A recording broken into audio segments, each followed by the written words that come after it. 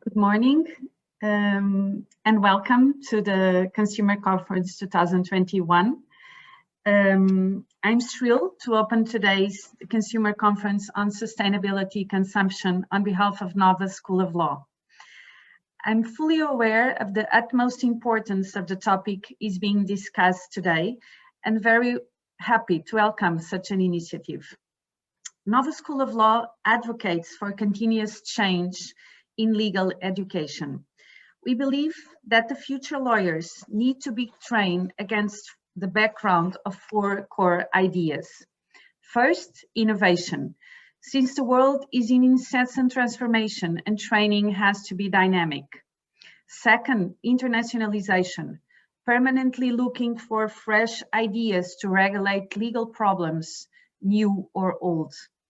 Third, pluridisciplinarity. Putting all legal issues in context and fighting an enclosed legal perspective. And finally, a focus on the fundamental issues of the world's challenge in the 21st century. Today's conference combines all these characteristics.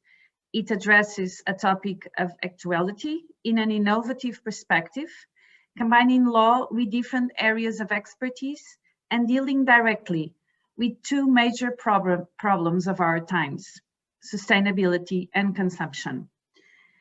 Many years ago, Professor Carlos Ferreira de Almeida, unfortunately deceased early this year, started studying consumer law, and as everything he did, filled with passion and generosity. Because of his work, Nova School of Law soon became a Portuguese hub on this area of expertise. Professor Jorge Morais Carvalho, the conference conveners, as a disciple of our great founding father, followed his steps and is today the Portuguese leading expert in consumer law. So congratulations to you, Jorge, for the amazing work you have been doing with us in Nova School of Law. I wish you all a fruitful discussion. I'm sure it will be. And now I'll give the floor to Professor Jorge Morais Carvalho. Thank you very much, Mariana Gouveia. It is a great pleasure to be here today at the opening of this conference, which is the result of a team effort over the past year. It was born from an idea by Gonçalo Veiga da Silva. It grew inside the Nova Consumer Lab and Nova School of Law, and then it developed outside our school. Thank you so much to our great team, Ana, Fabrizio, Maria Miguel, Natália, Paula. I also extend my gratitude to all the partners who have supported us along the way. I equally express my gratitude to all the speakers and moderators who agreed to participate in this event from the very first hour. I would also like to thank all the more than 40 researchers who participated in the call for papers and congratulate those who will be here during these 2 days presenting their papers. Some are colleagues and friends. All are references in the areas of consumption and/or sustainability. The Nova Consumer Lab was born more than 20 years ago on March 15, 2001, then under a different name. Its origin is mainly due to Professor Carlos Ferreira de Almeida, Professor, like Mariana França already said, to whom I take the opportunity to pay a heartfelt tribute. The professor left us at the beginning of February. It was a huge shock for the university, for the Nova Consumer Lab, and for me. And it was also a huge loss for the law, and in particular for consumer law. Professor Carlos Ferreira de Almeida was the forerunner of consumer law in Portugal. I am sure he will continue to follow us wherever he is now. Currently, the Nova Consumer Lab has as its mission development of activities related to consumer law. The aim is to create a hub that will allow for different activities which may or may not be developed simultaneously. Information, training, research, studies and opinions, dispute resolution, a journal and other editorial activities, internships, digital content, support for consumers, companies, and other entities. The Nova Consumer Lab relies on everyone and is available to develop and support any initiatives that fits its objectives. This past year, we intensified our activities. The blog has completed 1 year this week with more than 100 posts published. The podcast is about to complete also 1 year with more than 20 episodes released. We have already held 6 talks on consumer law topics. 2 issues of our yearbook were published. We are engaged in a training project also for the municipalities' consumer support experts here in Portugal. Well, you are not here to listen to me, so I move on to the next participant. The European Commissioner for Justice, Didier Reynders, has sent a video which we will now watch. Ladies and gentlemen, I would like to warmly thank Nova Consumer Lab and the other partners for hosting this international conference on sustainability and consumption. We can only address the issues of the green transition by working together. So, I am very happy to see researchers, businesses, public bodies and other organizations joining this debate. To achieve climate neutrality by 2050 and make our economies more competitive, we need a fully circular economy. In truth, our economy is still mostly linear. We are reusing only 12% of secondary materials and resources. Many products break down too easily, cannot be reused, repaired, or recycled. All products are for single use only. EU consumer policy and consumer law is important for allowing European consumers to play an active role in the green and digital transitions. That is the purpose of the new consumer agenda adopted by the Commission last November. This key initiative presents specific actions to empower consumers in the push for environmental, societal, and economic change up to 2025. And it will work in synergy with the European Green Deal, the Circular Economy Action Plan, and the Farm to Fork strategy. Changing towards a fair and more sustainable society and economy is our key priority. Since the COVID crisis began, consumers are shopping closer to home and supporting local businesses. They are also making greener choices. The post-COVID recovery is therefore a chance to move to greener consumer habits for a lasting and sustainable economic growth. Consumers say it is the lack of or trust in the information they receive that blocks them mostly from adopting a more sustainable consumer behavior. They need to be sure that the product they buy will not break down earlier than it should, or turns out not to be as green as advertised. But such practices still exist today. 42% of the green claims assessed by national enforcement authorities in a recent action were exaggerated, false or deceptive, and 76% of respondents to our consultation for the new consumer agenda, had experienced an unexpected failure of products in the past 3 years. Later this year, I intend to table a proposal for rules to better protect consumers against greenwashing and early obsolescence practices. It will also empower consumers by improving information on environmental aspects. For example, how long a product will last or the ability to repair it. We also intend to adopt this year an initiative on green claims to standardize how companies communicate and measure environmental information, and a sustainable product initiative to introduce requirements for improving product design to make products more sustainable. I'm also working to ensure that consumers benefit from an effective right to repair. This will need to be enforced within both the consumer and product policies. It means that companies will have to design and produce products in a repair-friendly way. Lastly, to promote sustainable consumption in the short term, I'm working on voluntary green pledges with businesses. I'm pleased to say that we have successfully launched the pilot phase with 5 pioneering companies already on board, and others are working to join very soon.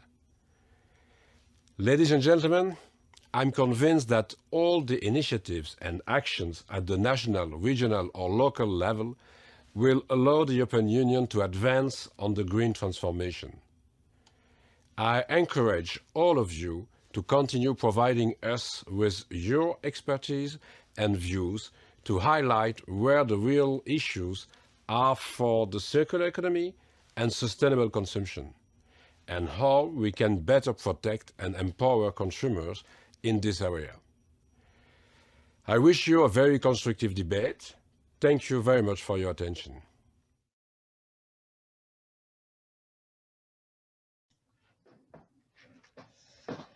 We will now start the second part of our conference, and I would like to give the floor to the Portuguese Secretary of State for Commerce, Services and Consumers Protection, João Torres, who will welcome you to Portugal and introduce the topic that has brought us here these days. Thank you very much for collaborating again with the Nova Consumer Lab. It is always an honor to have you here with us. Thank you very much.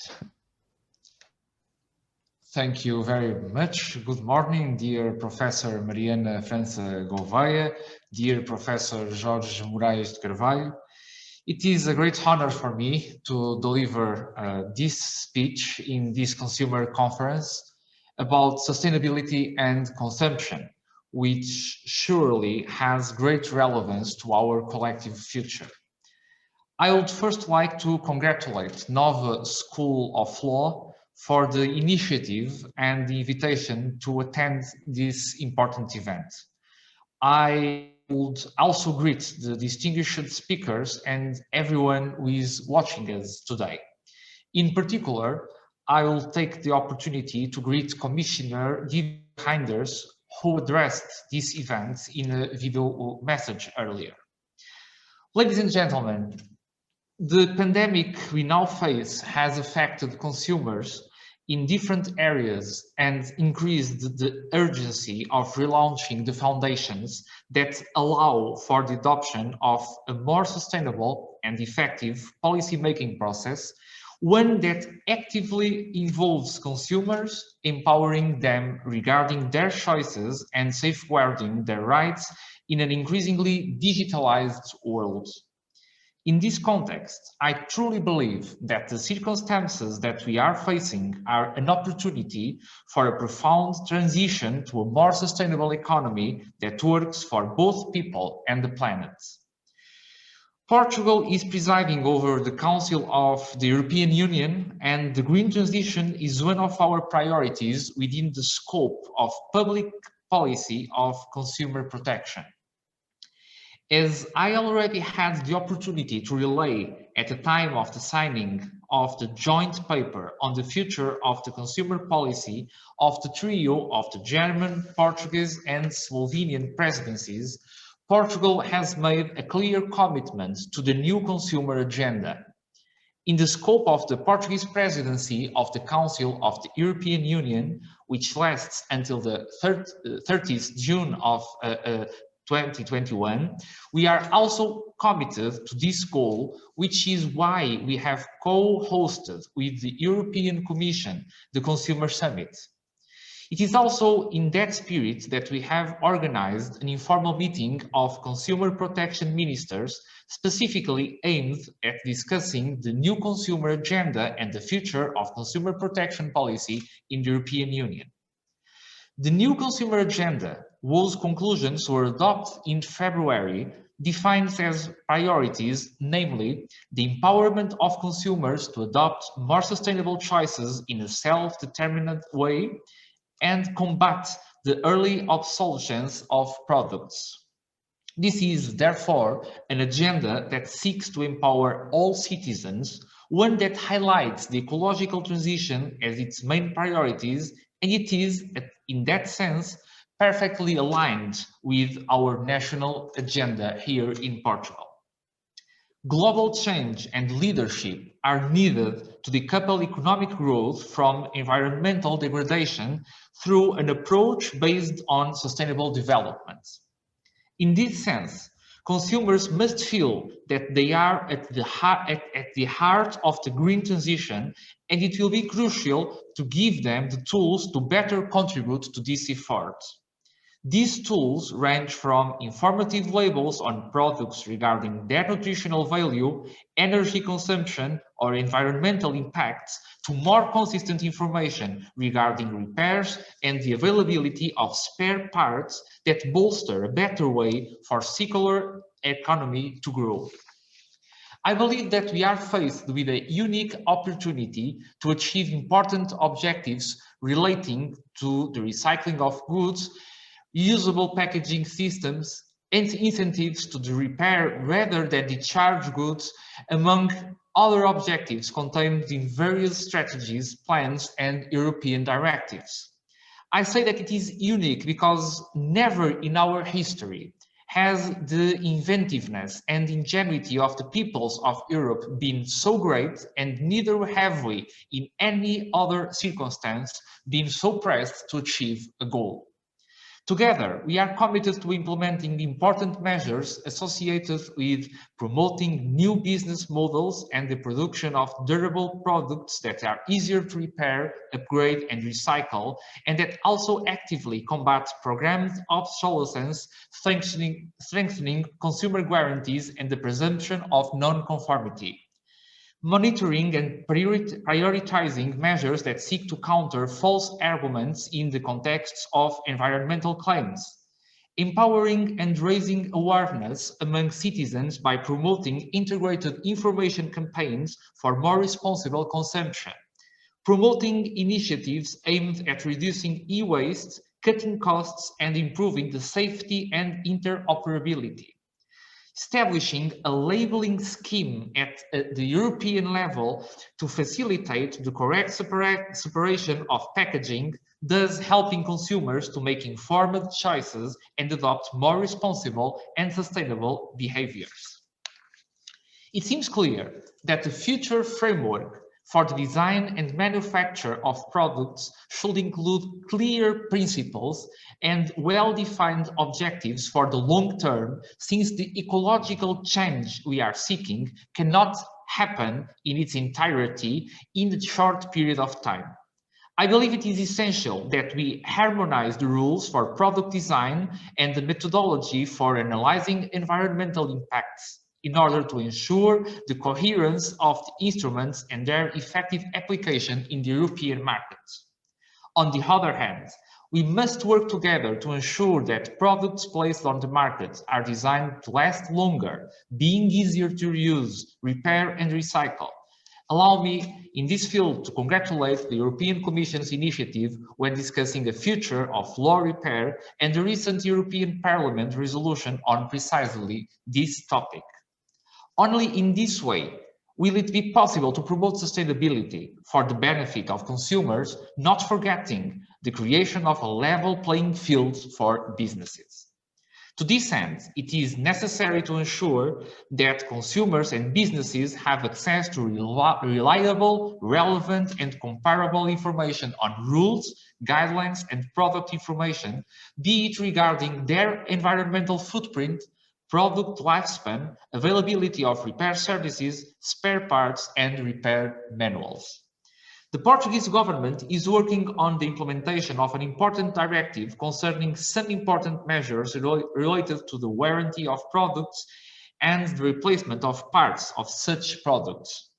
In the coming months, the European Commission will present an important package to empower consumers for the green transition, which will be crucial for the future of public policy in these matters.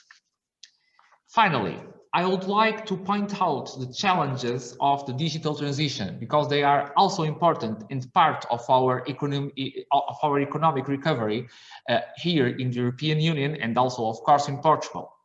The path we are about to embark on poses several challenges, particularly in online commerce, where the identification of users, sellers, and clients, as well as the enforcement action against infringements, requires a very significant technological effort to ensure a level of quality and control equivalent or even superior comparing to the physical market control. The pandemic we are still facing has forced these channels to rapidly develop. We are lucky to live in a continent and in a union that emboldens consumers to be proactive regarding their rights, but we must not and shall not underestimate that a new set of challenges is on the rise as e-commerce expands. My perspective is that we must not shy away from technological progress. In fact, the European Union and the Portuguese government have, in the context of the Recovery and Resilience Plan, stressed such development as a priority. However, we too as policymakers must be prepared to regulate and intervene in addressing the challenges of the advancement of such disruption. Technologies we seldom dreamed of 10 years ago, such as blockchain and artificial intelligence, shall in the future be among the scope of challenges we must address. The collective challenge we live with has underscored the relationship between mankind and nature and revealed the fundamental principles of the dilemma we face. Humans have unlimited needs, but the planet has limited capacity to satisfy them, and there is no planet B. We must take into account the possibilities that technology brings us when addressing these issues, but we must also be careful that in our urge to move forward, our collective power as consumers does not move backwards instead. I hope this short reflection I've just left you will prove of use for the conference ahead. These are the challenges we in the Portuguese government face every single day. But in fact, they relate to the very practical aspects of our lives as consumers and as citizens. Ultimately, we, the people, face these very same issues every day. That's why it is so important to discuss about these issues, and this is why it is so important to keep the ambition high, mainly at the European level, when regarding the future and the importance of consumer protection, putting consumers at the heart of our economic recovery. Thank you very much. It was a great pleasure. I hope that all this conference is useful and surely very important for all of its participants. Thank you very much.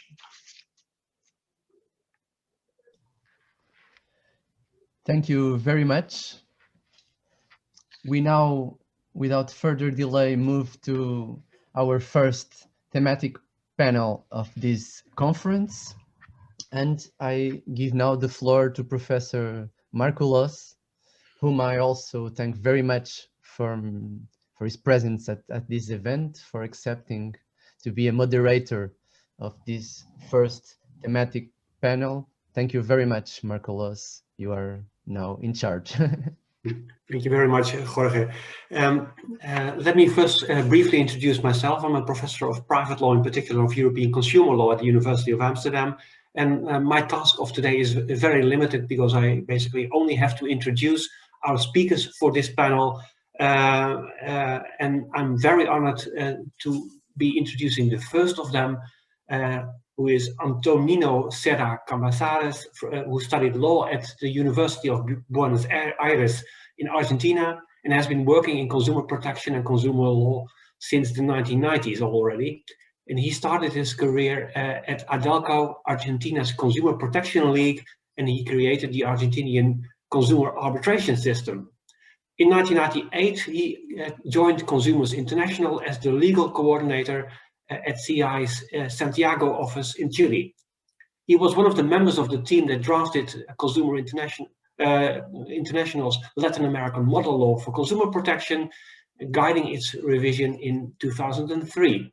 Since 2015, he is Global Program Manager for Consumer Justice and Protection at Consumer International, and he's also a postgraduate professor at the Universities of Buenos Aires and Lima in Peru. Antonino, with pleasure, I give you the floor for this first presentation of substance in panel 3.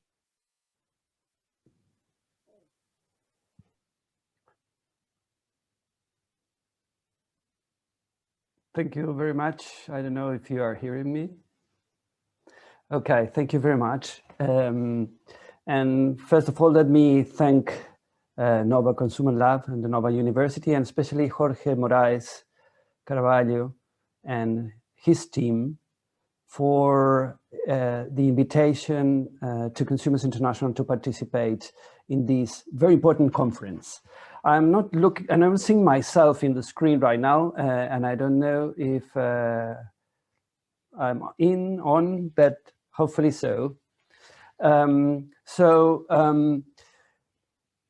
theme or the title of my presentation today is Sustainable Consumption to Ensure Consumer Rights. In our world today, to speak about consumer protection is to speak about sustainability and vice versa.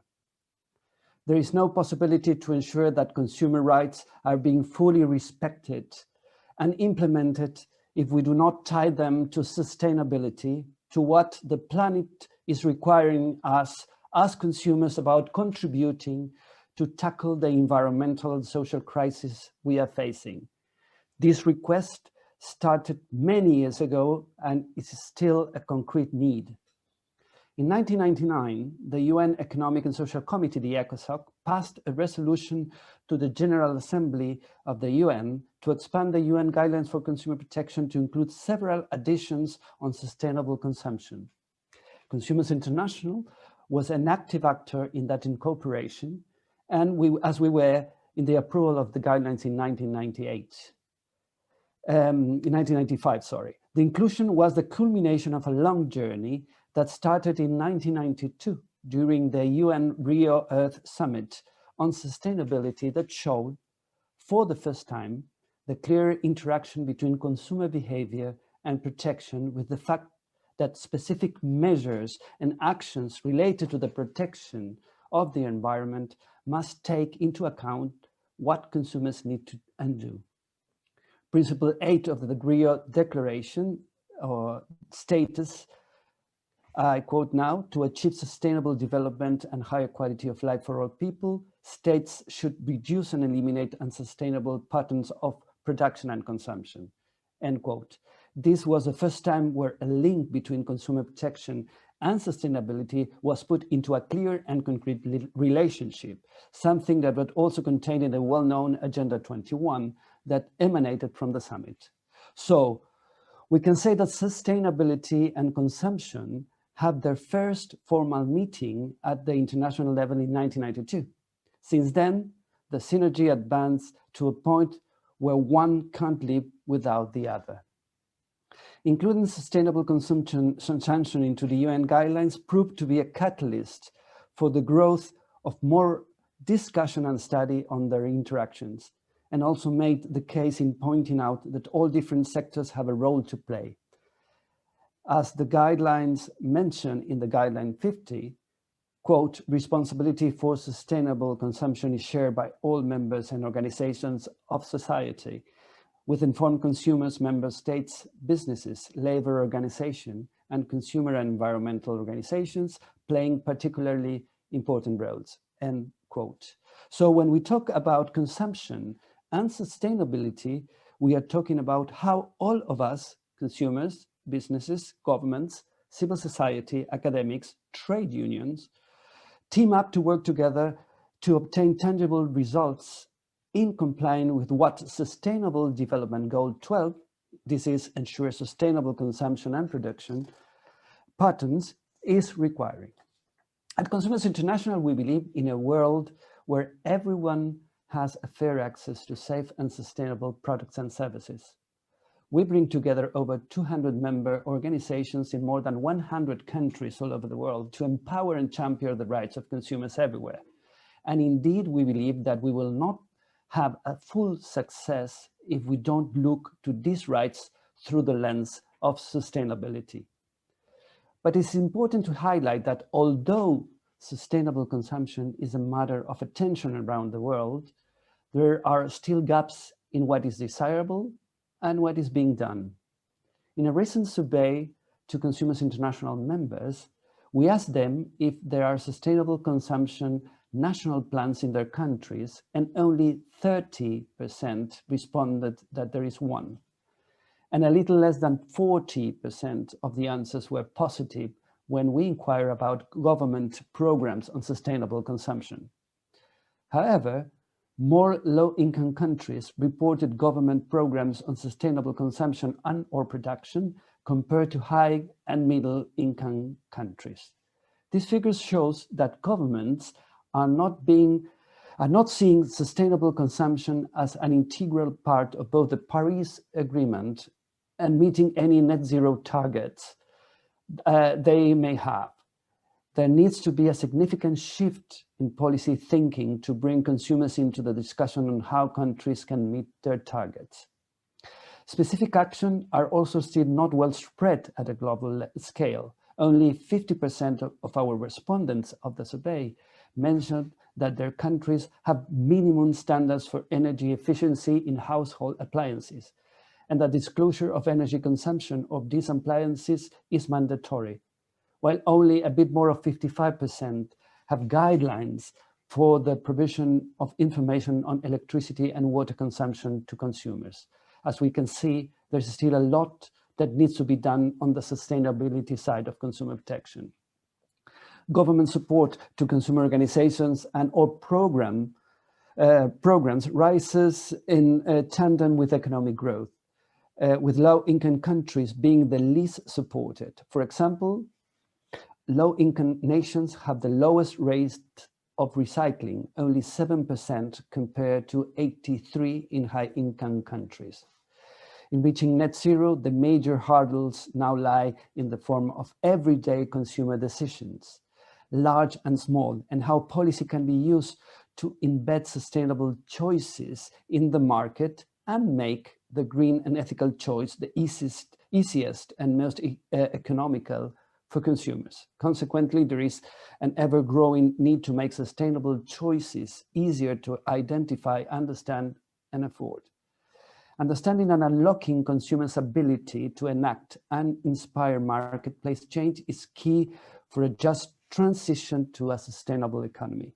As a global consumer movement, we want to grasp the opportunity for a more equitable transition to a system with fairer prices, safe and high quality products, open access, respect for human dignity and privacy as envisaged by the core consumer rights and needs. There are several areas and issues that we need to work on to advance into more sustainability for consumers. We are currently working at Consumers International in what we call our change agenda to address the multiple challenges that we face alongside with our members: food, energy futures, the circular economy, new technologies, sustainable finances, product safety, better information are all areas where we are focusing our efforts. The COVID-19 pandemic brought new challenges to our lives, and more than ever, we experience the true sense and impact of what globalization means. For consumer rights were and still are hard times, and many consumers face problems, from travel reimbursements to price gouging and food shortages. Also, provision of safe and reliable face masks, sanitizers and gloves were an issue or are an issue, as well as the discussion on liabilities for vaccines and the problems with their distribution and efficiency. The importance of sustainability for us is also shown in our celebrations of the World Consumers' Rights Day in the last 2 years, when for the first time we put our look on sustainable consumption as its theme. In 2020, we focused on the sustainable consumer and how advocacy and consumer advocacy can contribute to address issues such as climate change, poverty reduction, sustainable fashion, food waste, better nutrition for all, the use of technology and standards to help in achieve sustainability targets. A series of blog pieces from a group of reference from different sectors and knowledge helped us and brought some light and interesting insight for our work on sustainability and how consumer advocates then take part in promoting consumer rights and sustainability values. As one of these pieces pointed out, I quote, "The new consumer power is a green one. Together, consumers have the power to push for more sustainable alternative." End quote. In 2021, the main theme of our World Consumers' Rights Day campaign was tackling the plastic pollution. We are currently facing a global plastic pollution crisis. Although plastic can be a highly useful material in everyday life, our consumption and production of plastics have become unsustainable. The Pew Charitable Trust and Systemic report named Breaking the Plastic Wave, released in August 2020, calculates the flow of plastic materials into the ocean will triple by 2040 if major innovations and changes in policy and behavior do not occur. Consumer choices in accessing plastic-free goods are very limited at present, so policy is needed to inspire innovation in businesses to change production methods and expand the number of choices available to consumers. Consumers cannot be expected to purchase all plastic-free goods if they are hard to find and more expensive. The campaign also promotes the 7R model of waste management. The 7Rs meaning replace, rethink, refuse, reduce, reuse, recycle, and repair, to demonstrate different ways to combat this issue. In line with this issue of plastics, Consumers International produced in 2020 a report with the United Nations Environmental Programme and the One Planet Network about the impacts of standards, labels, and claims on plastic packaging, where we show that consumers are often an overlooked element for the transition into more sustainable consumption and production patterns, and that changes in consumer choices and behavior toward plastic use can make a difference in a world where, as the report shows, only 9% of the plastic ever produced was recycled. The global COVID-19 pandemic adds to the rise of single plastic use, including face masks, gloves, and food packaging. But consumers' activism in environmental issues is not only limited to World Consumers' Rights Day, as we and our members are active in campaigns and actions all through the year. And I want to bring you an example about our continued consumer advocacy in sustainability issues with what we call the Green Action Fund. This is an annual grant scheme that aims to promote sustainable development and reduce poverty by promoting worldwide awareness and advocacy activities which encourage sustainable patterns of consumption. The Green Action Fund is a funding element of the Green Action Week, an annual global campaign running in the first week of October every year to promote sustainable consumption. This fund, that is administered by Consumers International, is made available by our partner, the Swedish Society for Nature Conservation, with materials, research, policy support, and joint campaign communication being provided.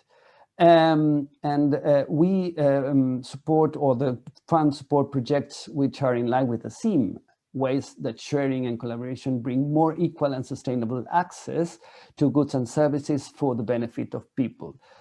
Some examples of the actions carried out for the past years include, for example, a very interesting project in Ghana from our member Consumers Unity and Trust to promote a shift in consumption patterns to improve the quality of life in Accra without increasing environmental degradation. And it promotes dialogue between different actors like school students, college students, teachers, urban residents, restaurants, civil society, government officials on sustainable consumption behavior, and exploring different digital technologies and creative collaborative actions to reduce waste. In India, in another project in India, for example, our member Consumer Education and Research Center focus on migrant workers and the problems that they have with the need of basic provisions such as food packets, clothes, and other household items. And our member created a physical sharing platform to share provisions between migrant workers and local communities, and uses social media channels to spread the appeal. And in Latin America, our member from Ecuador, Tribuna, also have a project that brought together consumers, service providers, academics, opinion leaders, and representatives of urban and organic agricultures that created a collaborative network that exchanged information on responsible consumption, and also a digital network and a virtual classroom to share knowledge to collaborative consumption and their social, economic, cultural, and environmental benefits. But there are other issues that are related to sustainability. Food security and safety are also in the core of sustainability, and the promotion of healthy and nutritious diets is inherently tied to sustainable consumption and production patterns, and is a fundamental element of the sustainable health system of a country. The upcoming UN Food System Summit represents a unique opportunity to put together interests at the center of global food system transformation. The first priority is that consumer voices are heard and valued, both at the summit itself and as a key player in the conversation that follows. It is also essential that consumer rights are recognized and centered by all other food system actors. We are working with our members to promote the summit, to hear their national experiences, and also encourage them to participate in the discussions in their own countries, and to make our voice loud and clear about what consumers think the results of the summit should be. Not to mention on food security and safety, that food waste is something that needs urgent and better attention in a world where, as the FAO estimates, 1/3 of food produced by humans is wasted every year. Even more, at the beginning of this year, the World Food Programme and the FAO warned in a report that up to 270 million people did not have enough food or were at the high risk of going hungry. Other issues, new technology, and are a very important tool to promote and achieve sustainability. The digital economy can be a greener economy, and digital tools can provide innovation into the possibilities to achieve better consumption and production patterns. The use of artificial intelligence in areas such as agriculture, food system management, food waste management, sustainable finances, among other many examples, can produce benefits to the environment and the climate. The sharing economy is helping with a wiser use of goods and products, tools, houses, vehicles, often underused. It helps to promote smarter cities with better transportation and mobilization systems, savings in water, electricity, and other natural resources, and reducing the use of fossil fuels and contaminants. Also, as one of the contributors of the 2020 World Consumers' Rights Day blog series stated, when we talk about product safety, another important issue, we need to include in the concept that they must be also safe from an environmental point of view, with productions, chains, and materials that are environmentally sound, and with information to consumers that is clear and timely. And companies, mainly manufacturers of household and electronic appliances, for example, also need to help tackling another big problem which was mentioned before today, which is planned or early obsolescence. Many countries recently passed regulation on the right to repair and the obligation for business to maintain spare parts available during the life cycle of a product for repairing uses. So in conclusion, the meeting of sustainability and consumption, we would like to say that today is a brotherhood. It is clear that sustainability cannot be achieved if consumers and consumer rights are not an integral part of discussions, as well as consumer welfare cannot be complete if consumption patterns do not meet sustainable levels. Lessons learned show that as solutions are sought, consumers must be included in the search for such solutions as necessary actors. If we want to ensure sustainability, then we need to ensure consumer rights. Any of them missing, no possible solution ahead. Thank you very much. Thank you very much, Antonino, for this very provocative first presentation in panel 3. We will have some room for discussion after the third presentation. And I would like to invite you to post questions in the Q&A. The panelists can see the questions that are posted over at that place, and they can then address these questions when we have time for discussion later on. Jorge, would you like to add something here? No, it's perfect. It's perfect. You can continue. Okay, then I would like to give the floor to Catarina de Albuquerque.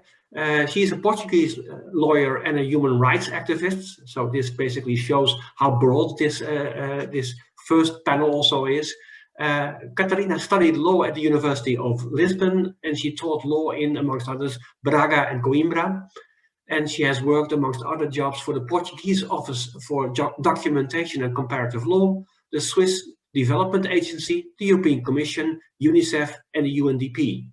She was appointed in 2008 by the Human Rights Council to become the first UN Special Rapporteur on the human right to safe drinking water and sanitation, and she joined Sanitation and Water for All in 2014. Since 2018, she is the Chief Executive Officer at Sanitation and Water for All, and she is an influential and powerful advocate for human rights to water and sanitation. Catarina, you have the floor. Thank you so much, Marco, for the kind introduction, and thanks to the organizers for having me here today. And yes, indeed, I think that what you read about me shows that this panel is a bit wider, and I hope, or the scope is a bit wider, and I hope that my contribution will be useful for all of you. And thanks again to Professors França Gouveia, as well as, sorry, I'm having here a problem, I think, with Zoom. After 1 year, we still don't manage to get it right. For inviting me to speak, it's a big pleasure to be here with you today.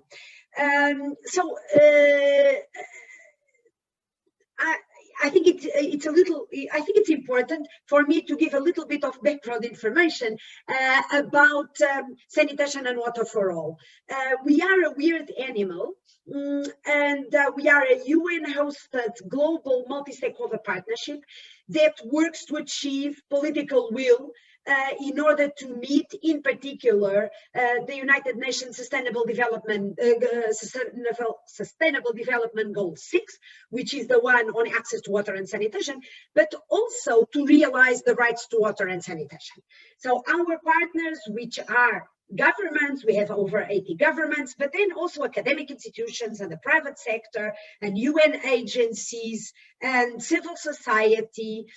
We work together, our partners work together and act together as catalysts for change in order to achieve long-lasting, sustainable, effective solutions for water, sanitation, and hygiene. And we work a lot on building better governance structures and also better institutions that are better able to achieve water, sanitation, and hygiene, that are better able to face the challenges posed by climate change. And so we work, I like to say, on these issues that nobody can take pictures of. Right? Because if you work on infrastructure, you can take a picture, you can put it on an annual report, and you show what you did.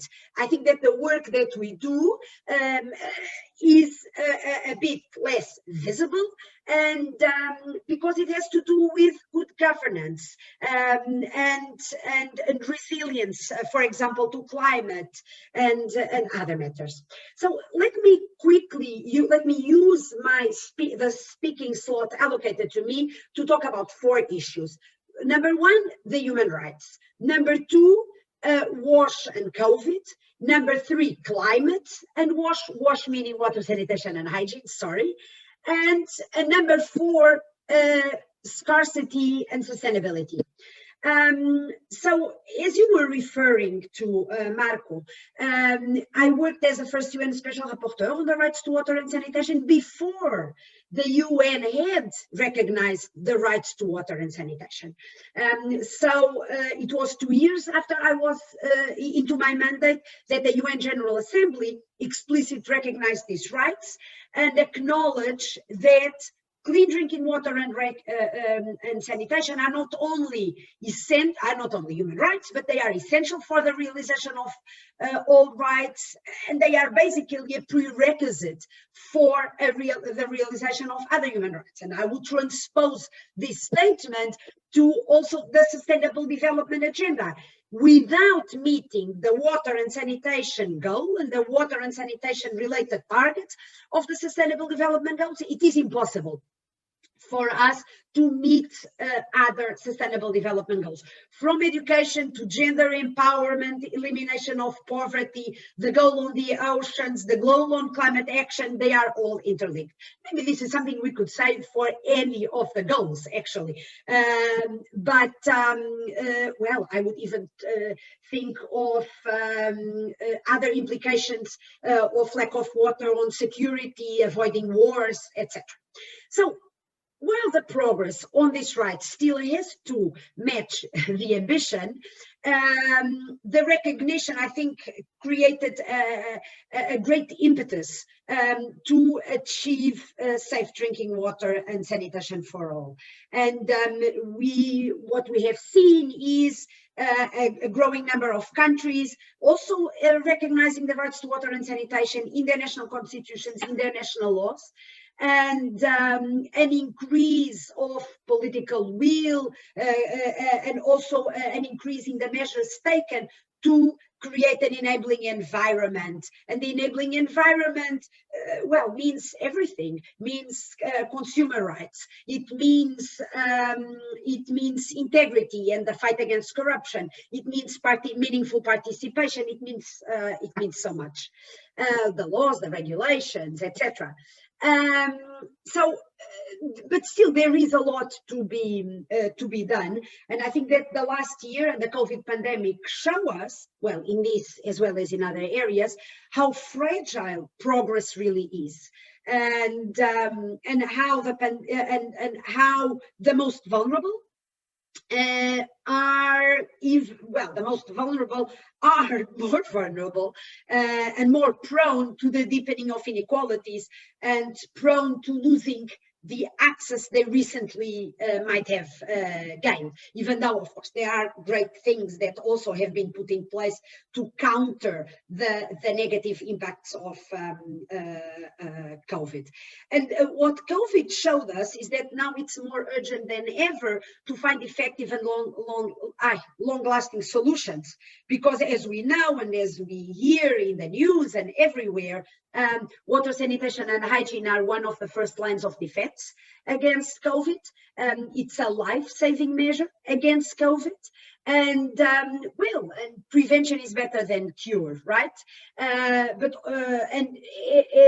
Even though we know that hand washing is fundamental, right? Hand washing with water and soap for 20 seconds is fundamental to protect us from the virus.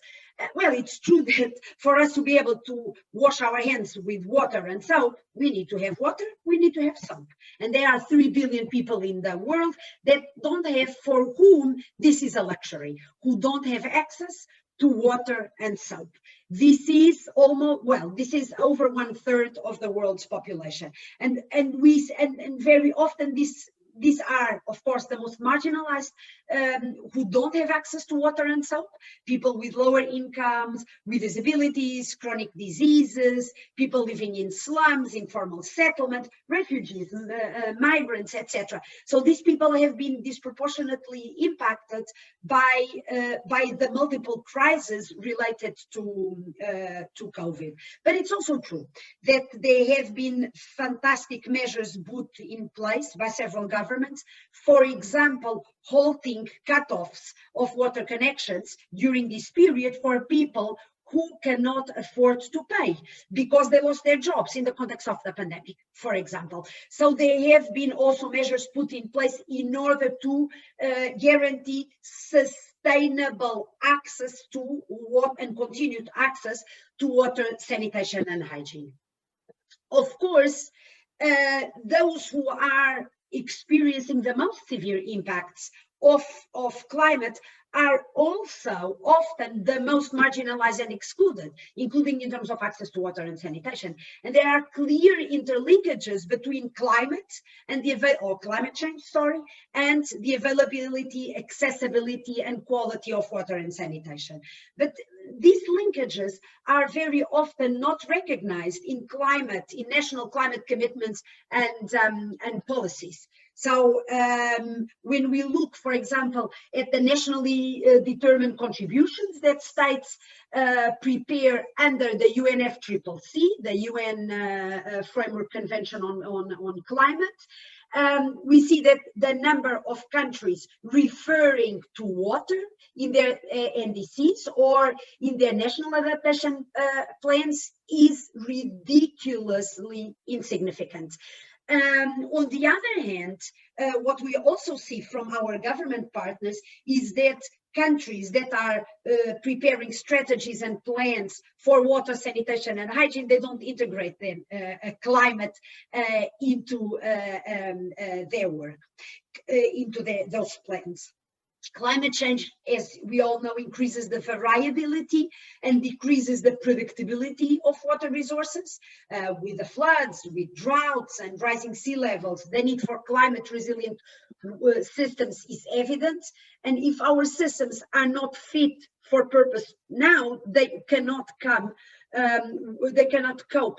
with what is yet to come. So we are working with a focus on climate action, and we are at sanitation and water for all, and we are aiming at elevating political will to integrate climate and WASH priorities. And we use our convening power at country level to support multi-stakeholder processes linking climate and WASH agendas, as I was explaining before. And we are also then lifting things a bit up and bringing together ministers responsible for water, as well as those ministers responsible for the environment, in order to promote discussions, ministerial level discussions with heads of UN agencies, heads of CEOs of private sector companies, academic institutions, to discuss and to find solutions for how to integrate climate and sustainability and WASH, sustainability, climate, and water sanitation and hygiene. And along with climate change, there are also two critical elements that I would like to talk about, that I already told you I wanted to talk about, which is the topic of scarcity, and linked with scarcity, obviously, also sustainability.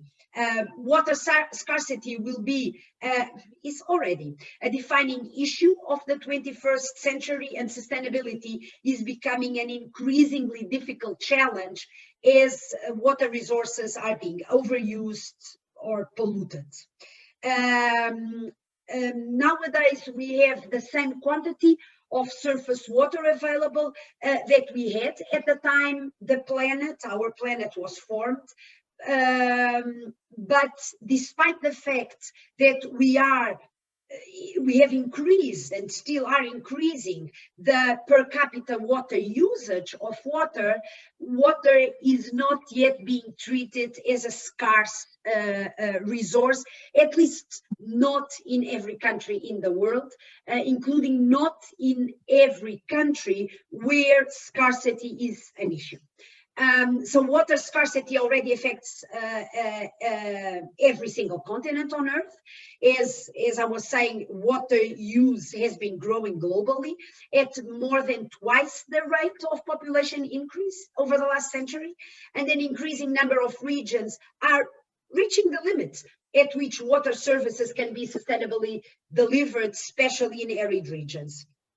It's important to note, when the human rights to water and sanitation were recognized, I read an article in The Economist saying that the recognition of the rights was a bad thing. It was a bad thing because it would deepen the water crisis. Of course, the human rights to water and sanitation don't entitle anyone to unlimited quantities of water. There is no human right to water for a swimming pool. That doesn't exist, right? The human right to water and sanitation covers the amount of water that is necessary for drinking, for personal and domestic uses, including for drinking, for cooking, for personal and household hygiene, full stop. Right? Full stop. It doesn't go beyond that. It doesn't allow for waste. And the human rights to water and sanitation, the legal framework, is compatible with issues of sustainability and will not increase the water crisis. What in many of the missions that I've done to countries as UN Special Rapporteur, the problem lied, what I saw was that the problem lied rather elsewhere. Very often, unfortunately, what governments did was to prioritize water for other uses. For example, for agriculture. And as we know, agriculture uses up to 70% of fresh water, available fresh water, or to the industry. And people would be relegated to the third place, meaning also through different ways, because water for agriculture is, even in water scarce countries, subsidized, and it's cheaper than the water for human consumption. The water in water scarce countries, the water for agriculture is ensured 24 hours a day, 7 days a week, whereas the water for the people is rationed. And the same applies. I'm talking here, I'm thinking of a particular country, of Jordan, but it happens also in other countries in relation to tourism or the industry, etc. So that there is a lot that needs to be done. I'm not in favor of abolishing agriculture, of abolishing tourism or the industry. That's not what I'm saying. But there are excellent examples and excellent practices of how to make both how to solve this tension, how to address this tension. One of the things that those who preceded me addressed and talked about was consumer rights, right? And I think that it's, and not being a consumer rights expert, I think that access to information, I come from a human rights background, access to information is a human right, we know, and it's crucial to enable people to make the right decisions, right? When it comes, for example, to water scarcity. For example, a cup of coffee, I already drank 2 this morning. For example, a cup of coffee requires 140 liters of water for its cultivation, production, and packaging of the coffee beans. For a kilo of meat, more than 10,000 liters are needed. In other words, in the daily menu, a consumer can use up to 5,000 liters of water. And we are not even factoring in the water needed to produce our clothes, the cotton for our jeans, the wool for our cardigans, etc. I do think that bringing this information to potential consumers can be crucial in order for people to be able and to be empowered, consumers be empowered to make the right decisions. They can choose between importing tomatoes from a water scarce country or t-shirts, cotton t-shirts from a water scarce country, and purchase those that are produced in countries where there is more water, or rather decide to consume, to purchase not beef, but rather chicken, for which we need much less water. So just to bring, since we are in this meeting is being hosted in Portugal, in the case of Portugal, this would place the daily water consumption of the country at up to 50 million cubic meters of water. And I'm only counting food. I'm not, as I said, counting clothes and computers and cars, for which we also need water. On a large scale, globalization and how to extend the benefits of industrialization to the entire world equitably and without unsustainable impacts on water and other natural resources is obviously a key issue. And water scarcity is really everyone's problem. It might be less visible for those of us who are privileged enough to open the water tap and constantly see the water coming out.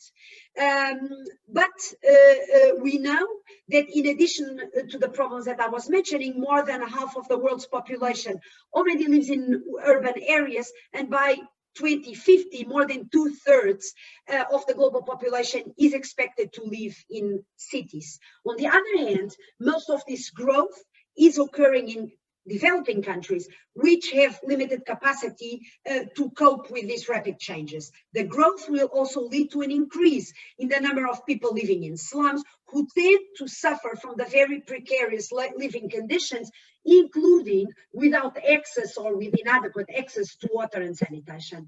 Hence, sustainability is becoming a more complex issue as time passes and as water resources are being less available. In this context, countries will have to work much harder, I mean the governments, but also other stakeholders, to ensure that water resources are protected and are prioritized. First, to realize human rights and the human rights to water and sanitation, and then subsequently to be used for other productive uses. Ladies and gentlemen, the current pandemic has made the achievement of the SDGs more difficult, but also more urgent than ever. With every crisis, there are opportunities for re-evaluation and also for change. We must capitalize on these opportunities to build not back better, but rather to build forward better, because back was not good enough. We need to look at a new paradigm and establish sustainable systems to enable the realization of all human rights and, well, from my perspective, ensure universal access to water and sanitation. On this note, many thanks for your attention, and I also welcome any questions or comments that you might have. Thank you so much. Thank you very much, Catarina, for your inspiring and provocative speech. And I think that a lot of questions will arise. I see one question actually being added already to the Q&A. So we will come back to that after the third presentation. But thank you very much for this at this point. I would now like to go to the third presentation by Professor Goran Finnveden. He is Professor of Environmental Strategic Analysis at the Department of Sustainable Development, Environmental Sciences and Engineering at KTH Royal Institute of Technology in Sweden. His main research interest is the use and development of life cycle assessment and other sustainability assessment tools. He also works with environmental policy and scenarios for sustainable development. Professor Finnveden is a member of the board of Stockholm Environment Institute and of several editorial boards. And between 2011 and this year, he was Vice President for Sustainable Development at KTH. Between 2003 and 2011, he was head of the Division of Environmental Strategic Research at KTH. Between 1998 and 2005, he was a researcher and a research leader at the Swedish Defence Research Institute, and between 1988 and 1989, a researcher at the IVL, Swedish Environmental Research Institute. His presentation is entitled From Current Unsustainable Consumption to Possible Solutions, Examples from Research Projects in Sweden. And he has informed us that he will have to leave the session slightly before 12 p.m. Portuguese time, that is 1 p.m. Central European time, so high time to give him the floor. Professor Finnveden, you have the floor. Thank you very much. Thanks for the introduction, and thanks for the inspiring previous speeches, and also for the invitation. I will share my screen and show my presentation. I'm from KTH in Stockholm in Sweden. I will talk about some recently finished and ongoing research projects in Sweden, but I think they are of relevance also for many other countries in Europe, but also worldwide. The three projects I will talk about is one on measuring environmental impacts from consumption, how to do that, and some results. I will also talk about a project where we built target fulfilling scenarios for sustainable consumption in 2050.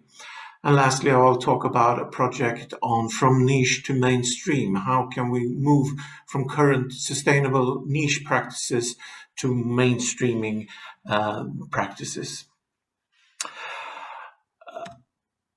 I will start with this simple statement: current consumption is not sustainable.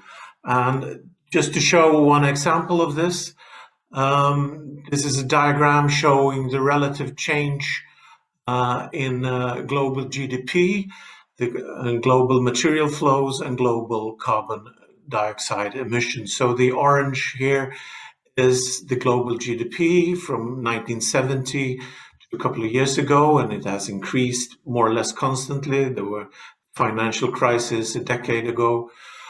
The black curve is the global material flows, which follows the GDP quite closely. The green dotted curve is the global CO2 emissions, which has also increased during this time period. There's been some decoupling from the global GDP, but not a complete absolute coupling. And this is clearly unsustainable, this increase in global CO2 emission.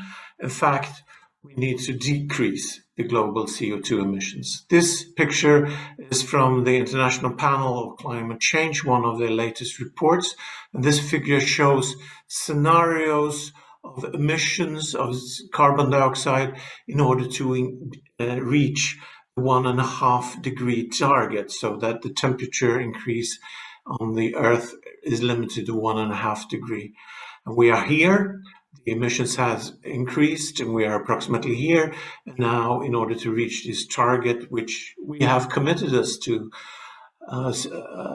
in the Paris Agreement, we need to radically decrease the CO2 emissions, approximately 6 to 7% per year, to reach carbon neutrality around the mid of the century, and then reach negative emissions, so that we actually take away carbon dioxide from the atmosphere. So this is the curve for 1.5 degree. The curve for 2 degrees would look rather similar, it's just delayed in time. Also, the curve for 3 degrees would look rather similar, again delayed in time. So it's an important realization that in order to limit the temperature increase, we need to reach zero emissions, or close to zero emissions. As long as we have carbon dioxide emissions, the temperature will continue to increase. So this is for the globe. I will now talk about the situation in Sweden and many similar countries. This is the emissions from Swedish consumption. So we calculated the emissions from Swedish consumption regardless of where in the world it appears. So approximately 1/3 of these emissions occur in Sweden and the rest in other parts of the world. It has decreased from the 2008 to 2018. It's decreased from approximately 11 tons per person in year to approximately 8 tons per person in year. The global average is around 5 to 6. So it's good. It has decreased, but not fast enough. This decrease is approximately 2 to 3% per year. As I said, we need to decrease 6 to 7% per year. This result is fairly typical for many developed countries. Many countries in Europe and the United States have also showed declining emissions from their consumption. It can also be interesting to see what these emissions relate to, what kind of product. So the blue here in the bottom is public consumption, so that's schools, universities, healthcare, defense, etc. The orange is investment, so building new buildings, roads, infrastructure. Gray is private consumption of food. The yellow is private consumption of transports, and then private consumption of housing. This is again typical for most countries, that these 3 categories of private consumption form the majority. And then the green is other types of private consumption, including clothes, computers, etc. So there has been a decline, but as I said, not fast enough. Let's look at some other emission categories. This is nitrogen oxides, and this is the emissions of nitrogen oxides from Swedish consumption has also decreased. And here we also see the proportion that is occurring in Sweden compared to emissions occurring in other countries from Swedish consumption. Nitrogen oxides is, of course, an important pollutant related to air quality. And we know that air quality, bad air quality can be called perhaps the silent pandemic. Also last year, it caused more deaths, more illness than the COVID pandemic, but it's not as much discussed. Nitrogen oxides is an important component of that. Particulates, emissions of particulates is another. We see similar pattern, the emissions decrease, most of them occurring in other countries from Swedish consumption. This is slightly different. Land use also decreasing, but to a lower degree. Here most is related to domestic land use. Water use was an indicator that we looked into as well, but unfortunately I didn't bring a slide on that, but it looks rather similar to this land use. Material use from Swedish consumption looks slightly different. It has not decreased compared to the other indicators, so it is fairly constant. We also developed indicators related to use of hazardous chemical products in order to support the Swedish consumption.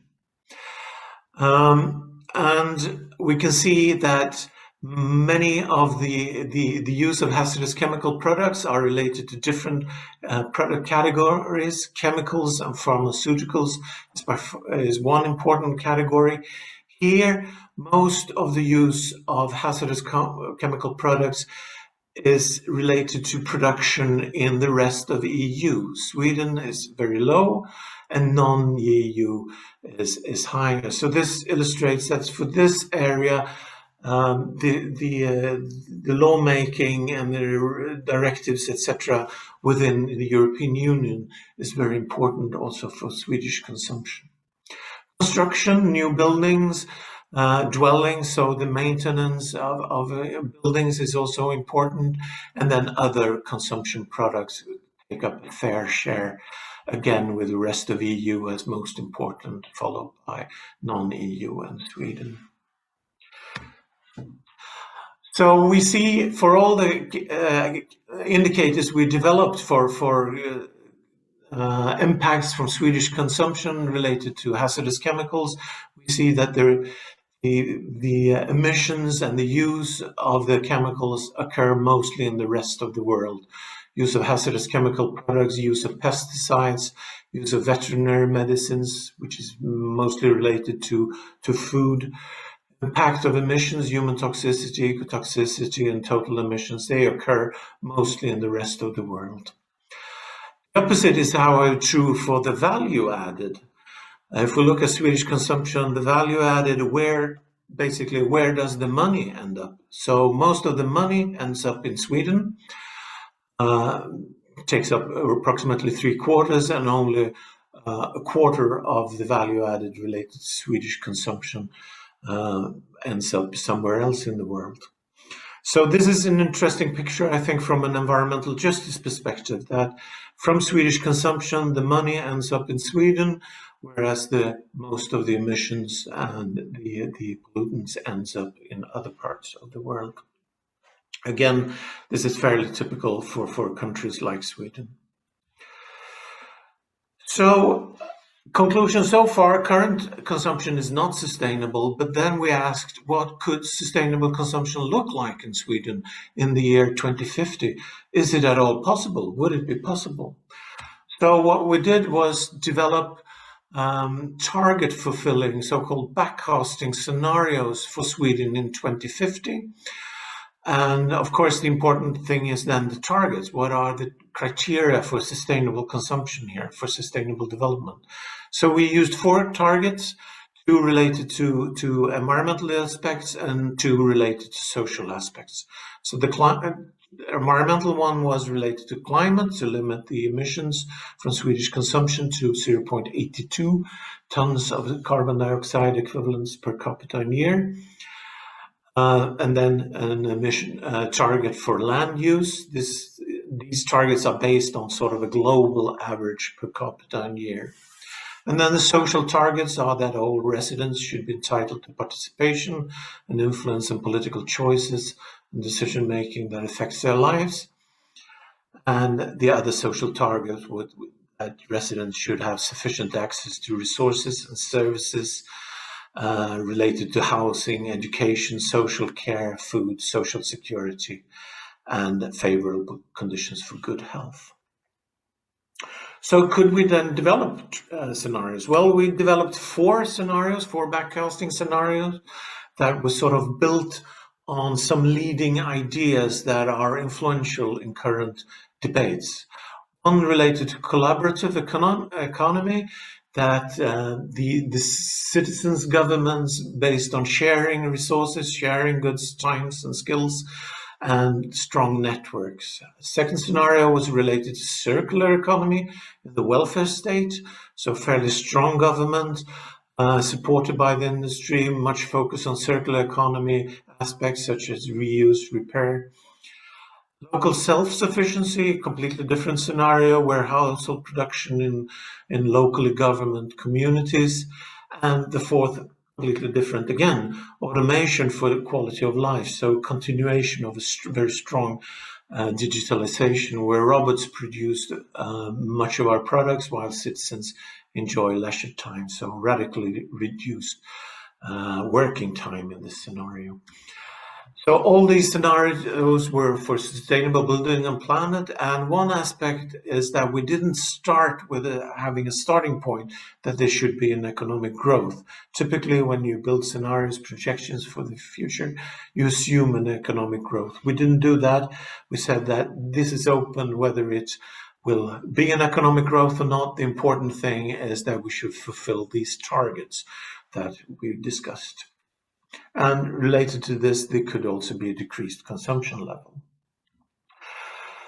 So how do the scenarios fit into the set emission quota? I'll here focus on the emissions for carbon dioxide. We had this limit here. We can see that the 4 scenarios all fit reasonably well into the scenarios. There is some overshoot, but given the uncertainties, that is small. Also, we did not include potential negative emissions here, so we're only looking at the net emissions or the gross emissions. There are some differences in the scenarios. The food is an important part. This light blue here is an important part of all scenarios. Here we assume we calculated quite drastic changes in our diets, much more vegan food, except here in the local self-sufficiency where there are significant amounts of meat still. Housing, important in all scenarios. Transportation, here we assume and calculated based on decreased private car transportation, but at least in some scenarios, increased transportation through public transport, etc. But drastically reduced air emissions transports. The products are different in different categories, in different scenarios, and then the public consumption is important, especially in these 3 scenarios, less so in the local self-sufficiency where there is much less central governance. So some reflections on that. We could see that it's possible to fit the emissions into these quota, but overall some fairly radical changes are necessary to reach these targets. But again, they are possible. It's important to remember that the scenarios are for 2050, so it's not necessary to make these changes immediately, but continuous decrease or change. Technological development is important in all the scenarios, but to different degrees and in different types of technological development. Interesting, when we have presented these scenarios and discussed them in workshops with local stakeholders, etc., different people have very different opinions about the scenarios, about which are realistic or completely unrealistic, which scenarios are attractive or completely unattractive. Very different people have very different ideas about this, somehow illustrating that we have quite different ideas about what a sustainable future can look like and how to reach it. And important to remember that these are just 4 scenarios out of many possible.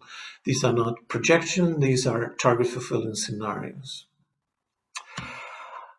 I will end with having some slides on an ongoing project. From niche to mainstream, it's an ongoing research program. Many partners involved, including partners from industry, public sector, and non-governmental organizations. And the idea is here that we have currently unsustainable mainstream practices practiced by the majority. We have some sustainable niche practices amongst a small number of actors or part of small organizations. And of course, we want to change this so that the sustainable practice becomes the mainstream.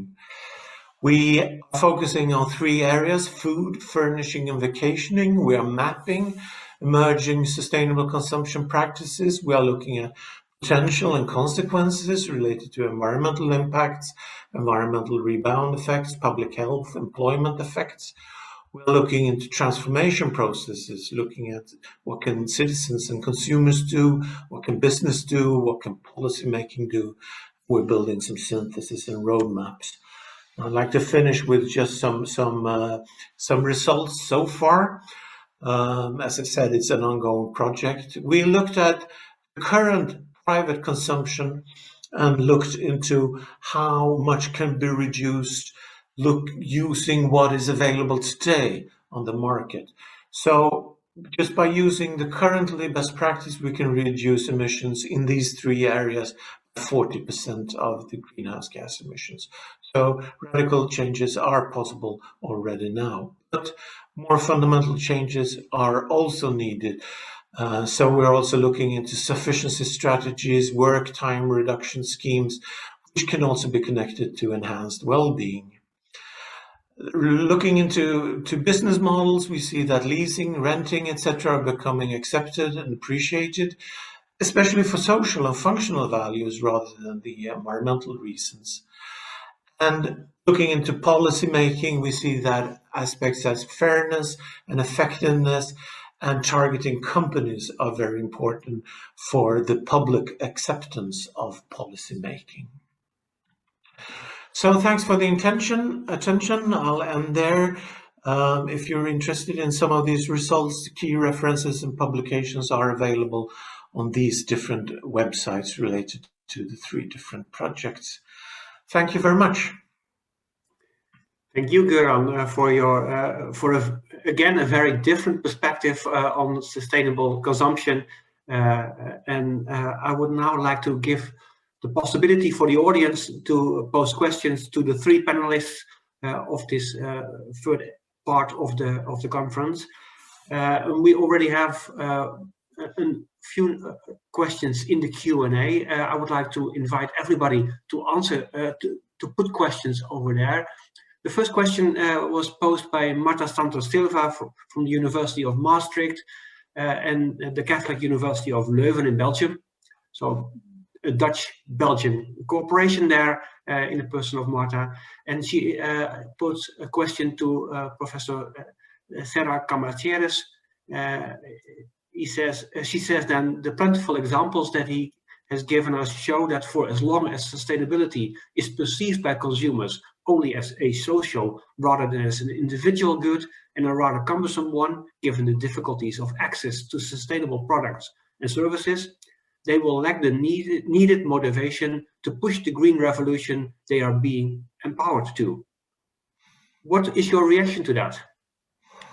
Well, thank you for the question and the comment. And one of the things that we also noticed in the survey that we made to our members, our Consumers International member, is that there is a very low, and it depends on countries also and regions, but it's a very low possibility for consumers to access to products that are sustainable or more sustainable, or even more than that, information about those products. And someone pointed out last week something very interesting about this situation of the pandemic and the more massive usage of e-commerce, for example, which is in most parts of the world, information on food products, for example, are not available when you are buying them online, as you can have them in, for example, in the packages or the labels. So sometimes consumers have no possibility to access that information, and therefore make, I should say, more sustainable choices. So a lot has to be done, not only on information, of course, but also on the quality and the type and the extent of that information to consumers, tracking also products, blockchain, artificial intelligence can be tools for that to help consumers know a little bit more what kind of projects they are accessing. Thank you. The second question is from Joana Campos Carvalho from the Nova School of Law in Lisbon, and she has a question for Professor Finnveden. Could you perhaps give some examples of concrete measures that would be necessary in each of the scenarios you just presented? What main changes would each of these scenarios actually imply? Thank you for the question. A number of changes, slightly different in the different scenarios, but there were some common changes. For example, in diet, the food we're eating, there were changes in all scenarios.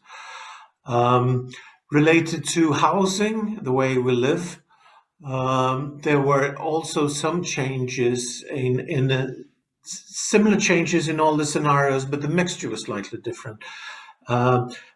Better buildings, so new constructions using other types of building materials, which emits less materials. More energy efficient buildings, but also using less space. That was also common in the scenario. So use of less space for housing, but also for offices, etc. And these mixtures of these different aspects were slightly different in the scenarios. Related to transportation, as I mentioned, there were also common changes, including less private cars, less transportation by private cars, but much more with public transportation in most scenarios. More biking, more walking, less air transportations in all scenarios. There were also changes in sort of different types of ways of living, etc. For example, in the automation scenario, we calculated much less working time and much more leisure time. And this was slightly different in some of the other scenarios. There were similar working time, but perhaps changes compared to paid and unpaid working time, because people are supposed to work more in networks, etc.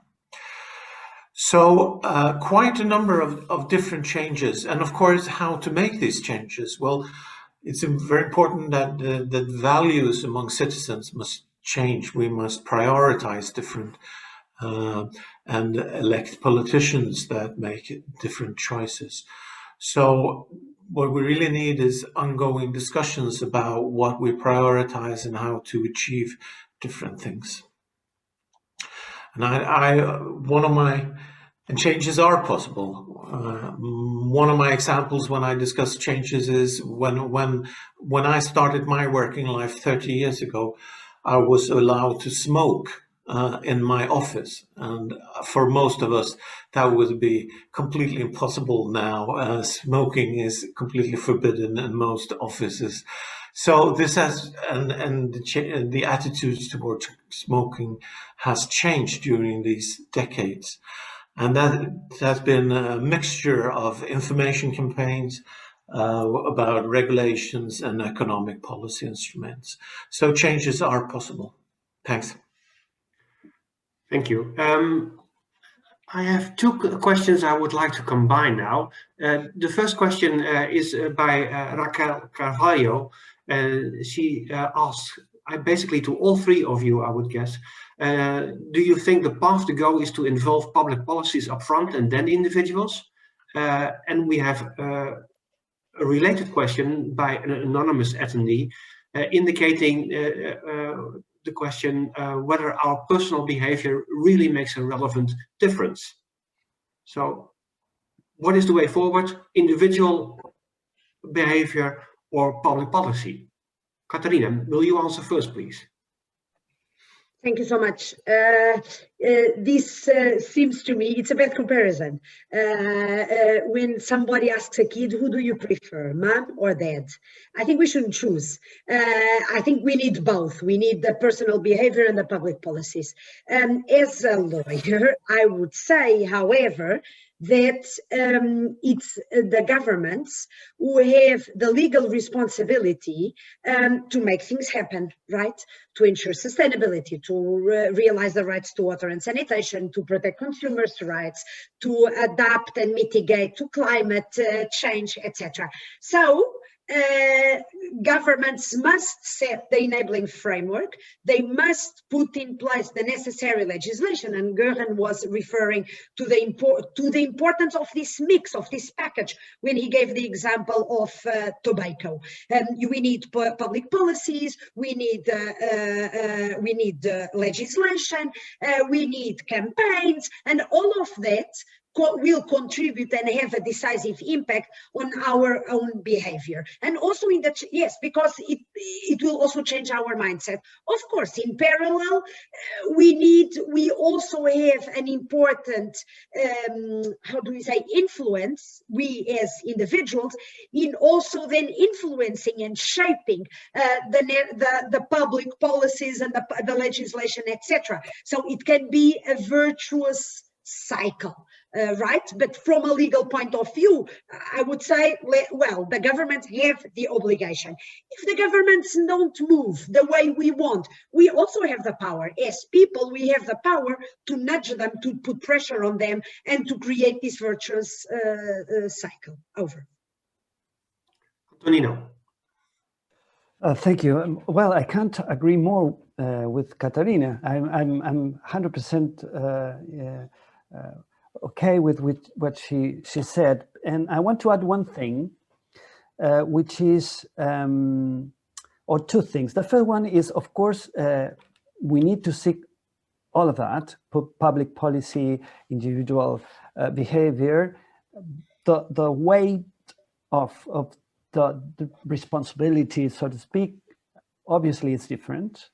And the second thing, I want to introduce here something which is the businesses and private sector. And I would say that one of the things that the revision of the UN guidelines for consumer protection in 2015 introduced in the text of the guideline for the first time was business practices and the responsibility that businesses have on help in achieving consumer protection and consumer rights. And information, but not only information. The guidelines talk about consumer education. So to achieve all those things, we need not only information, but also education and transparency and commitment from all of us, including business, in achieving what we want to achieve, our goals. Goran. Thank you. Yes, I agree with previous speakers. It's absolutely important that we have both. They need to work together and support each other. But still, of course, public policy making has the final responsibility, of course. But we, private citizens, the individuals, need to support our politicians in different ways, and I mean, who we elect as our leaders is vital. And I think also the student movements from young students a couple of years ago showed the importance of showing values and showing commitment. Thanks. Thank you. The next, yeah, Catarina. Yes, sorry, can I just add something? I would also say, I would also add that when the government is fulfilling its obligation of legislating, approving national public policies, etc., it should allow or factor in the voices of the people, right? Of the consumers, so whenever it develops a law or a policy, they shouldn't be doing it in isolation, but they should be bringing others on board, right? Ensure open participation and ensure that people have a meaningful way to participate and have their voices being taken into account, seriously taken into account when the legislation or the policies are being developed and put in place. This also ensures a better buy-in from the people, but also greater sustainability of the laws and policies. And it's a way of us to match these two trends: the individual approach, and then the more state-led approach. I think it's important. It's never enough to reiterate the importance of meaningful participation in all these processes. Over. Thank you. The next question is by Barbara Laurero from Atrevia. And she writes, regarding the importance of sustainability and food consumption, she would like to hear the point of view of Antonino about the Amendment 171, the new rule banning food companies from comparing plant-based products to dairy in their marketing and forbidden descriptions on the package as an alternative to dairy or plant-based alternative to Greek-style yogurt. Instead, they would need new slogans, and even the package design of a soy drink resembling a milk carton could be construed as an evocation of milk products and thus banned. How do you believe it may or may not change the rights of more sustainable consumption of European citizens, and how does this represent a step back on a more sustainable choice? Well, quite a question. Let me tell you a very short story. In 1998, when I started to work for Consumers International in the office for Latin America and the Caribbean in Santiago, Chile, one of our members, one of the Chilean Consumers Association, asked me to go and attend with them a meeting that they will have with a producer of these powders to prepare drinks with flavors of fruits.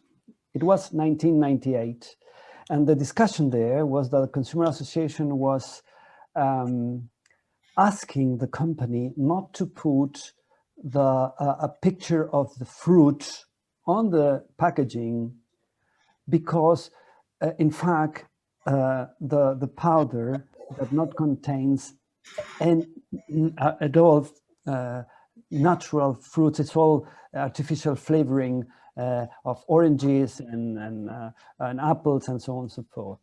And why I bring this example, because it reminded me of what was asked there, which is we need to be very clear about what we are communicating to consumers. Okay, this is the first thing that can be very, very clear. The second thing, I should say that we still need to make an evolution of ourselves as consumers and also as society about discussions about the type of products we are buying and eating, and also producing plant-based alternatives to animals and to products from animals. And what I think it needs to be done is to explain things clearly, to show clearly what are you as consumer are acquiring or are you buying. When you confront or when you, when you try to put a product in comparison with others, say, well, these have this or not, and the milk example, it can be misleading in one point, and also need to be treated very, as I said, clearly, transparently, and with information to consumers. So maybe, and I'm not sure about this, but maybe this amendment can or needs to be a little bit more refined to clearly or not do, but to reach what it wants to reach, which is clear information for consumers. Thank you. I would now like to raise a question posed by Liliana from the University of Ferrara in Italy, which has been answered privately already by Catarina, but I would like to give her a chance to address this to the whole conference. Liliana writes, in the general silence, the water has been introduced in the stock exchange in 2020, I think in Italy. So she asked basically what Catarina thinks about that. What results will this choice bring in the coming years? Catarina, can you give an answer to that? Yes, I can. So as you said, I put it in writing because I didn't know if we were going to have enough time. So water has already been. Oops, can you still see me? Yes. Good.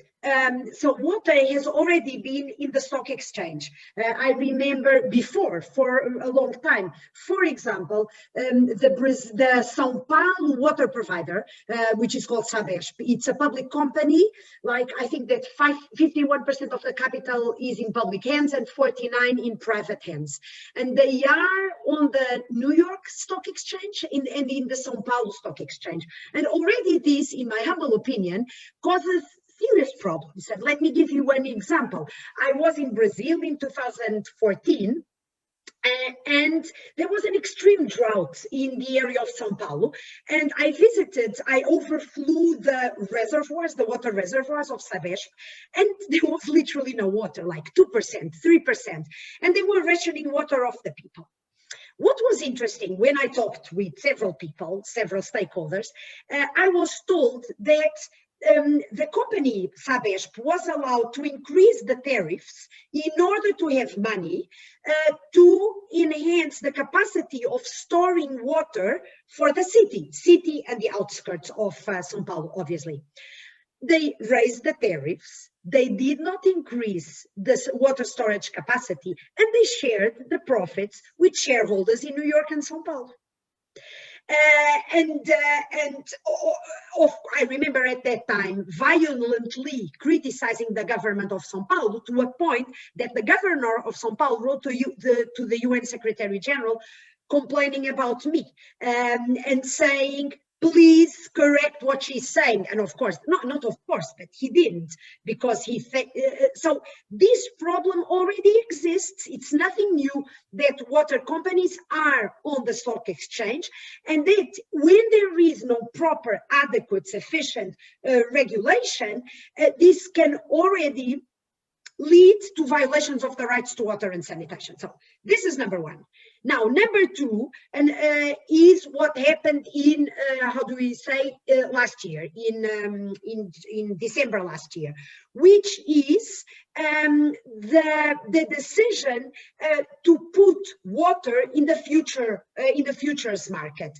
And of course, what I was saying and what the current UN Special Rapporteur on the Human Rights to Water and Sanitation has been writing and speaking about is that this can lead speculators such as hedge funds or banks to bet on prices, and then repeating what we all remember, the tragic situation that we had in 2008 around the speculative bubble on the food market, which drove more people into hunger.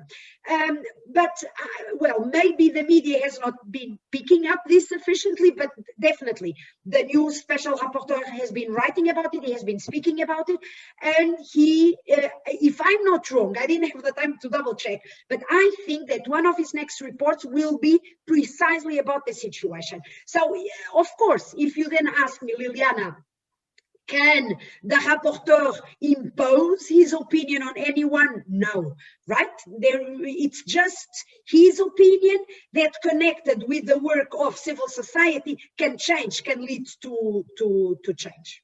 I hope I answered. Thank you. Thank you. We have received several comments on the presentations in general, saying that they are very happy with the presentations. So I would like to share that with the panel as well.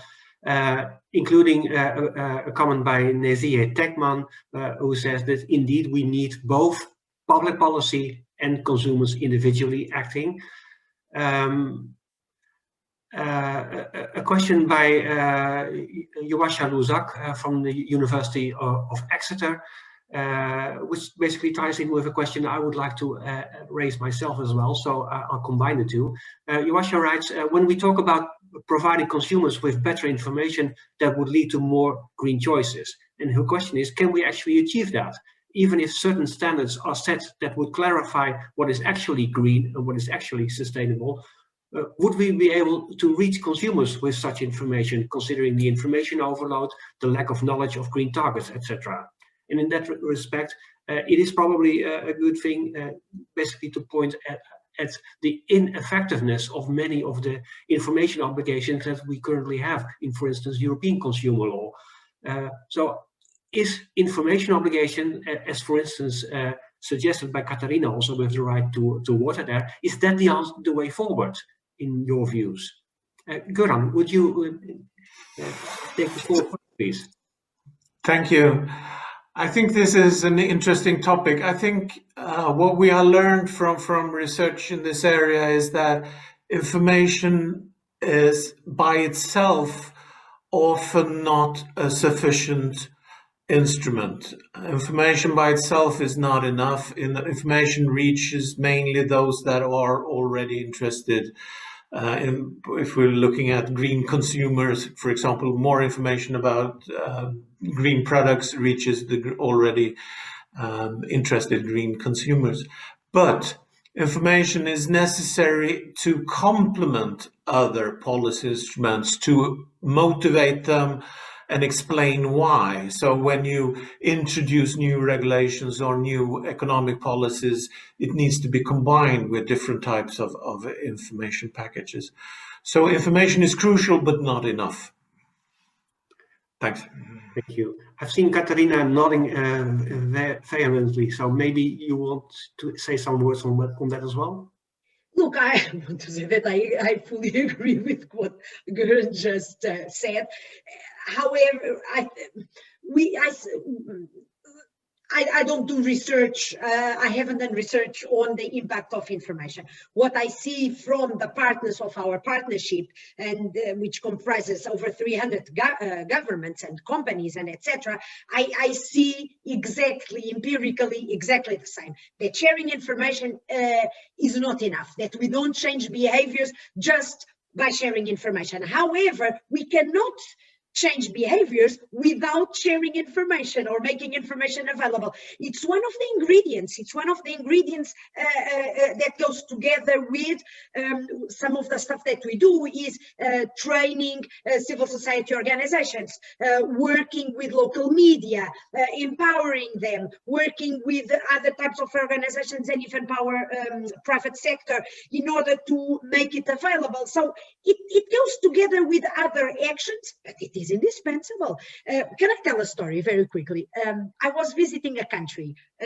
what's the name? Egypt, and I visited a village in the south, in the outskirts of Cairo, and people were not drinking the tap water. People were not drinking the tap water because they didn't trust it. And the government told, and I told the government, and the government told me, no, the water is of excellent quality. And I said, why don't you make this information available to the people, right? Make it available, the results of the test. This will create trust. And the government said, no, because people won't understand. So it's better not to inform because they don't understand anyways, right? They will only panic. So I think that we must refrain from, and I'm not saying that we are doing this, not at all. We must refrain from making arguments that can make the lives of governments that might be less democratic not to share information and not to realize the right to information. Over. Antonina, would you take the floor as the final participant here? Okay, thank you. I do agree, and only add, yes, this is a multidimensional thing. Information by itself only is not enough. We need information, training, education, a lot of things, and also targeted to the different groups, because it's not the same well-educated people who are not, dependent of the countries, the regions. So I do agree that Information by itself only is not enough, but without information, we are going to miss one of the most important things to learn and to know more about how to go green and how to be sustainable. Thank you very much. I think these are perfect final words for this panel, and I know that Goran already needs to leave for the next meeting as well. So this is probably the best moment to say thank you to all three of you for your very instructive and thought-provoking presentations. We will now convene for lunch, and we will return for the fourth panel at 1:30 p.m. Portuguese time, that is 2:30 Central European time. Jorge, if you would like the floor to send the participants home, then please take the floor. If not, then I would say I'd like to see everybody later on. Thank you so much, Marco. Thank you so much to all the participants, speakers, and the moderator of this panel. It was really interesting. I remind you that the next panel on circular economy will start, as Professor Marco has just said, at 1:30 Lisbon time, 2:30 Central European time. See you in 1 hour and a half. Thank you so much.